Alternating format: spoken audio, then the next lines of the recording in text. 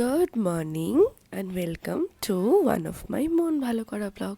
কেন মন ভালো করা দেখে বুঝতে পারছো, একদম সকাল সকাল চলে গেছি পার্কে। আমার পিজি থেকে একদম কাছেই পার্কটা, কি ভীষণ ভালো লাগে।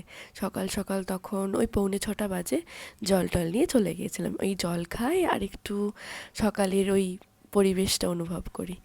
তারপর চলে এসেছি রুমে, চা খেয়ে নিলাম, দেখলেই লাইট জ্বালি না তখনও, কারণ রুমমেটরা ঘুমায়।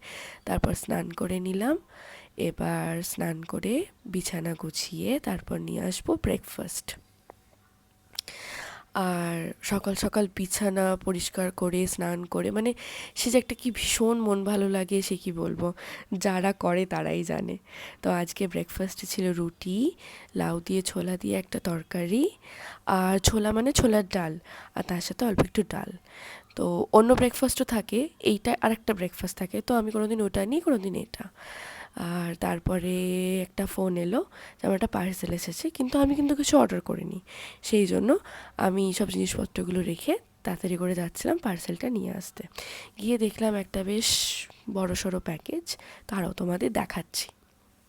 এই যে এত সুন্দর করে সাজিয়ে গুছিয়ে একটা পার্সেল, কিন্তু আমি অর্ডার করিনি, আমি জানি না। তারপর সাথে সাথে আমার বেস্ট ফ্রেন্ডের ফোন আসলো কলকাতা থেকে, কী রে প্যাকেটটা পেলি? আমি তো অবাক, একদম সারপ্রাইজ। তো এই যে প্রথমে পিঙ্ক পর্দা খুলে গেল, তারপরে হলুদ পর্দা, এত সুন্দর করে প্যাকেজটা করেছে, খুলতেই ইচ্ছে করছিল না। আমার রুমমেটরা বলছিল ছেড়ে দাও, খুলতে হবে না, রেখে দাও এভাবেই, কিন্তু অগত্যা খুলতে তো হবেই, এত ভালোবেসে পাঠিয়েছে।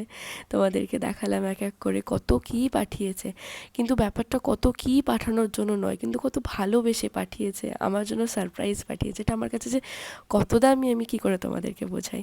তারপরে ক্লাস চলে গিয়েছিলাম, ক্লাস থেকে এসে ঘন্টাখানেক শুয়ে গেছিলাম নিচে আমার এখানে পিজির বন্ধুদের সাথে দাবা খেলতে খেলতে একটু আইসক্রিম খেলাম, ডিনার করে তারপরে চলে আসলাম এসি চালিয়ে ঘুম। Good night, tata.